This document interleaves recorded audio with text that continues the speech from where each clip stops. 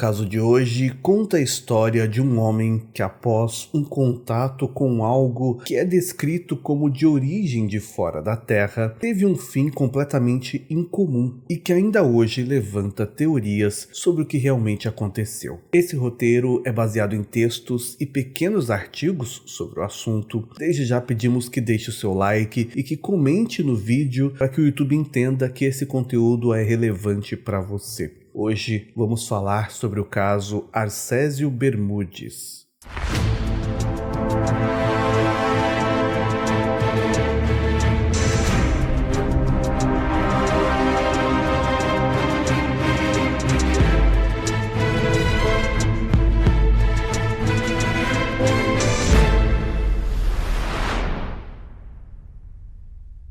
Essa história se passa na Colômbia, mais precisamente em Cundinamarca, um departamento da Colômbia, o qual está a cidade de Bogotá, que possui outros 115 municípios, com um total de mais de 2 milhões de habitantes, segundo dados de pesquisas realizadas no ano de 2018. Era nessa região que, pelo menos na época 1969, ficava uma fazenda chamada Casateia, que na época produzia amora e leite. Hoje lá são cultivadas plantas aromáticas. Isso na fronteira entre dois municípios, Anolaima e Caxipai. Foi nessa fazenda que até então um garoto chamado Maurício Gnecco costumava passar os feriados e finais de semana sempre com sua família. Muitas vezes quem o levava era sua tia chamada Rosa, que era quem reunia as crianças da família, que eram no total 10 crianças, e as levava de Bogotá a cerca de 70 quilômetros de distância para que se divertissem juntos nessa fazenda que pertencia a um primo de Rosa, um homem chamado Arcésio Bermudes, que administrava aquela fazenda junto com a sua irmã Lucrécia. O Arcésio não era casado, por isso ele mantinha tudo com a ajuda da irmã. Ele era conhecido por ser um homem gentil, que sempre andava com suas botas de borracha e o seu grande bigode, que era a característica física que o identificava de longe. E é dito que ele gostava de passar os dias entre a fazenda e Bogotá, onde ele também tinha uma casa.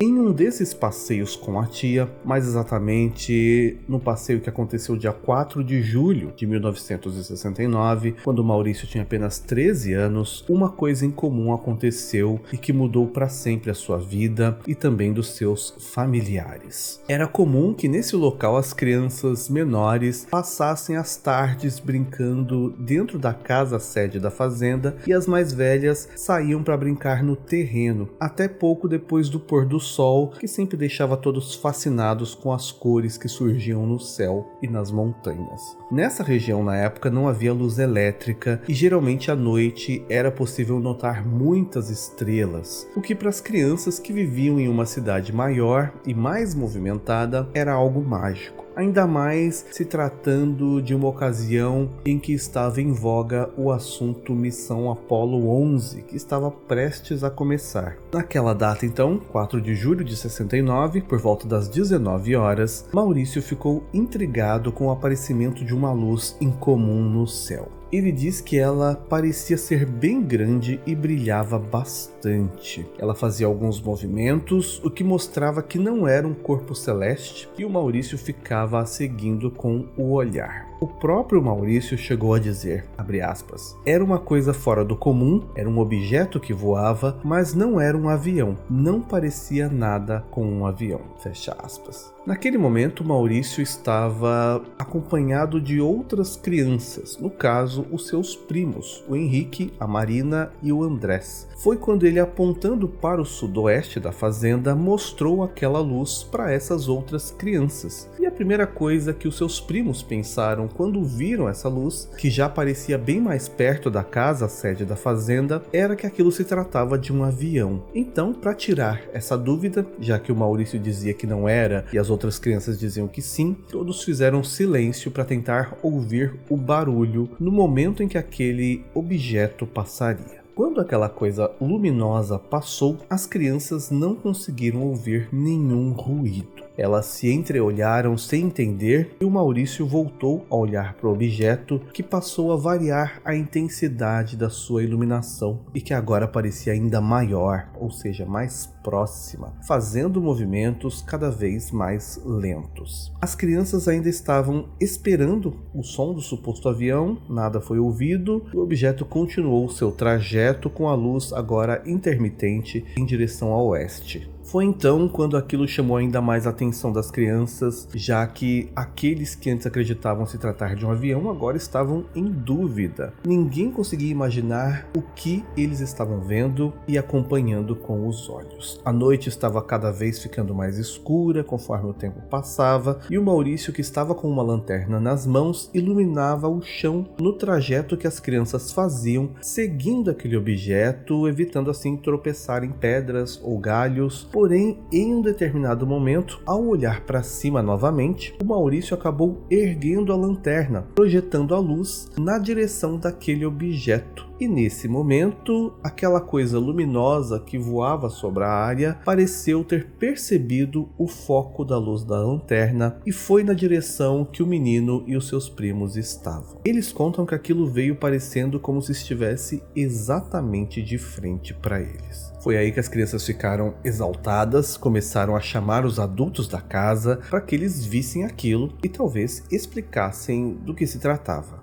Todo aquele barulho gerado pelas crianças chamou imediatamente a atenção dos 3 adultos e de outras 6 crianças, as menores, que estavam lá dentro da casa e saíram para ver o que estava acontecendo. Foi aí que todos presenciaram aquele objeto que estava suspenso no ar a cerca de 12 metros de altura. Essa medida foi tomada com base nas nogueiras, que são as árvores que ficavam próximas da casa. Todos que estavam ali, entre crianças e adultos, afirmaram que viram um objeto do tamanho de um carro e que ele tinha forma esférica, com todo o seu exterior iluminado de uma cor quase âmbar. E aquilo não projetava nenhum tipo de sombra. Essa visão deixou a todos completamente paralisados por não entenderem do que se tratava, o que estava diante deles, e eles permaneceram assim por alguns minutos, até quando a tia Rosa reagiu, e só então as crianças se amedrontaram e foram correndo para dentro de casa, pelo menos as menores. Nesse momento, o Arcésio ficou lá fora com os 4 primos mais velhos, e eles continuaram a acompanhar o objeto, que eles contam que começou a se mover lentamente para o norte, com eles seguindo por terra, até que eles entraram numa área de mata mais fechada e a visão que eles tinham do objeto era muitas vezes interrompida pelas árvores. As crianças davam passos menores, mais curtos, e não tinham experiência em andar por aquele terreno, então elas acabaram ficando para trás. E o Maurício diz que o dono da fazenda, o Arcésio, começou a correr entre as plantações de amora, tentando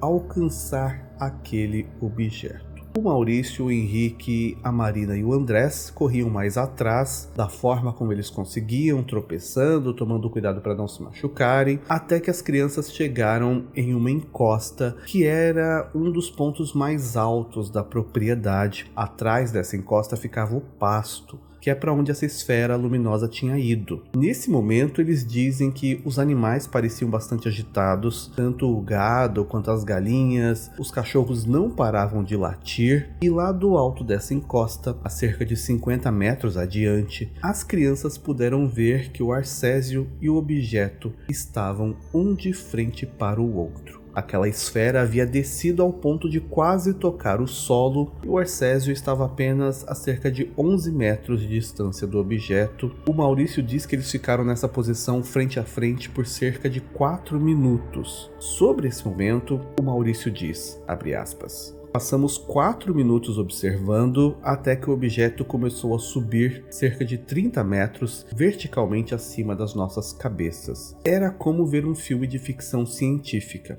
E em um estalo ele fez o som de algo rápido, como uma rajada de vento, e desapareceu. Do objeto não saiu nada nem ninguém.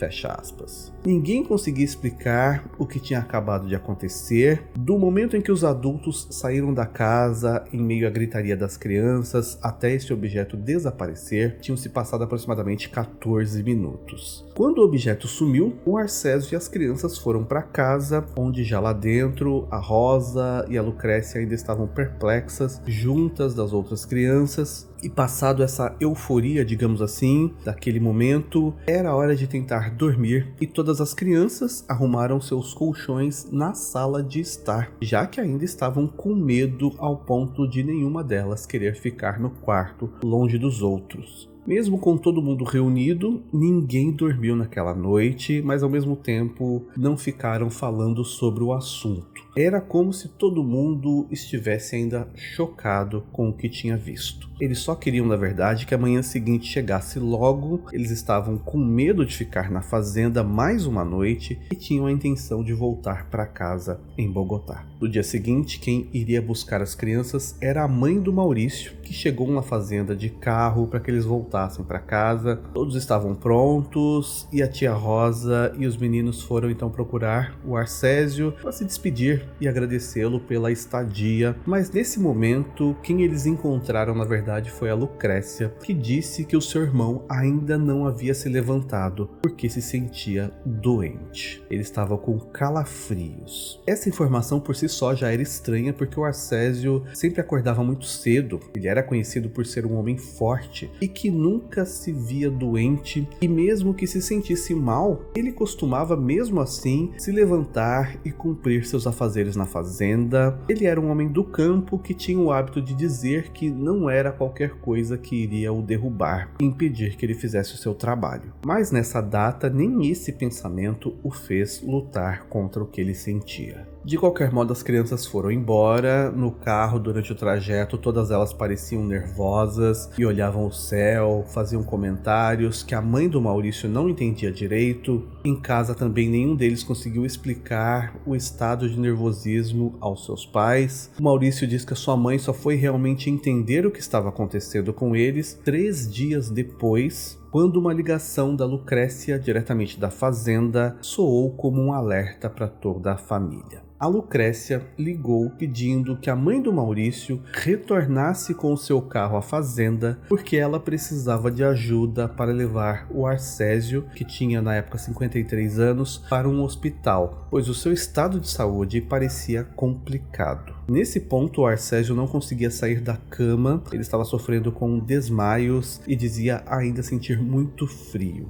Eles foram até lá, o Arcésio foi levado para Bogotá, mas não para um hospital, e sim para a casa que ele tinha lá, e médicos vieram examiná-lo nessa residência. O Dr. César Esmeral, que se tornou até ministro da Saúde, foi quem atendeu ao chamado de socorro e disse que encontrou o Arcésio já em um estado de pré-morte. E durante o seu exame, ele notou uma coisa que não parecia normal diante dos sintomas que ele tinha: a sua temperatura corporal. E ele ainda acrescentou, abre aspas, por via de dúvidas, diagnostiquei como uma gastroenterite, pois ele sofria de vômitos e diarreia excessivos. E como seu coração também parecia afetado, diagnostiquei pericardite. Fecha aspas. Infelizmente, poucas horas depois desse exame, Arcésio faleceu. A família ficou muito abalada pela morte do homem e também não conseguia entender o motivo. Ele sempre, como eu disse, foi forte, parecia saudável, gostava de lidar com a fazenda, não deixava se abater pelo sintoma de qualquer resfriado que sentia ou mal-estar, e dessa vez parecia diferente, era como se uma doença com sintomas muito fortes simplesmente acabassem com o seu vigor. Quando tudo isso acontecia, a Lucrécia ainda tentava achar respostas para a morte do seu irmão e chegou a dizer na frente dos médicos: será que é por causa do bicho que apareceu na fazenda? Ouvindo isso, os médicos pediram mais detalhes sobre o que havia acontecido, porém não deram tanta credibilidade, pois as únicas testemunhas do contato de Arcésio com aquela coisa eram crianças que o viram frente a frente com o estranho objeto. Com Com essa história de algo estranho ter aparecido na fazenda e com a morte do Arcésio, a notícia se espalhou e por uma semana diferentes meios de comunicação de imprensa local procuraram a família para que eles contassem tudo o que tinha acontecido. Uma das matérias mais lidas sobre o caso foi do jornal El Tiempo, com o título "Objeto estranho foi visto em Anolaima". Já o jornal El Espectador publicou a matéria "13 pessoas veem discos voadores em Anolaima". Ainda com essa repercussão, o Maurício e as crianças passaram por terapias hipnóticas com os médicos que cuidaram do Arcésio. Eles descreveram o que tinham visto e, em uma espécie de regressão, também fizeram desenhos do objeto e ainda voltaram à fazenda mesmo com medo para fazer uma espécie de reconstituição do caso, já que era uma morte que ainda estava sendo investigada. O Maurício chegou a dizer, abre aspas, aquilo definitivamente não era um avião e creio que ele matava acidentalmente, fecha aspas. Essas sessões de hipnose também foram acompanhadas por agentes da Organização de Pesquisas de Fenômenos Aéreos, a APRO, uma entidade que estaria vinculada ao projeto Blue Book, que estuda OVNIs com o apoio das Forças Armadas dos Estados Unidos. Posteriormente, cientistas tentaram obter uma permissão para exumar o corpo de Arcésio, que estava no cemitério central de Bogotá, mas esse pedido não foi atendido por seus parentes, que queriam apenas que essa história acabasse por aí. Esse caso então parecia encerrado e se passaram 6 anos, que é o período de tempo em que o corpo do Arcésio precisava definitivamente ser exumado, então seus restos mortais seriam levados para um ossuário. Tudo isso seria acompanhado pelos irmãos do Arcésio, porém na data marcada, quando o túmulo e o caixão foi aberto, percebeu-se que o corpo havia desaparecido.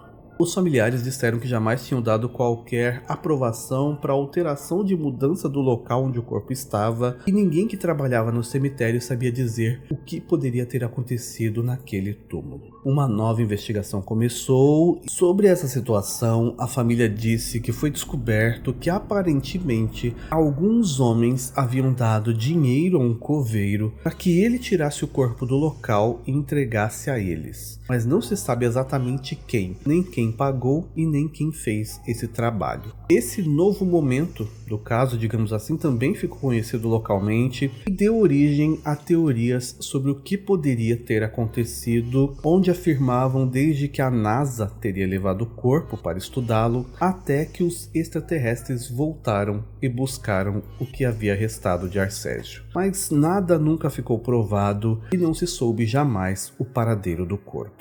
O Maurício, já aos seus 64 anos, diz que esse caso mudou a sua vida para sempre. Ele chegou a ser vítima de bullying de amigos e professores quando criança, por ser o garoto que viu OVNIs. Ao longo da sua vida ele estudou engenharia mecânica e ainda ressalta, abre aspas, haverá pessoas que nunca acreditarão, sempre dirão que não é possível, que é imaginação, fantasia e tudo bem. Todo mundo tem o direito aos seus espaços de ceticismo. Mas quem quiser acreditar também pode encontrar nessa história uma ferramenta para investigar, avançar e saber, ou pelo menos ter a dúvida, fecha aspas. O Maurício disse que também sempre se dedicou a tentar buscar uma resposta para a pergunta que nunca lhe foi respondida: o que era aquilo? Comente se você já conhece essa história, se sabe mais detalhes que eu acabei não comentando por aqui, pode sugerir outros temas para trazermos ao canal. Agora no final veremos os nomes dos apoiadores nível perito. Obrigado por assistir até aqui, por enquanto é só e até mais.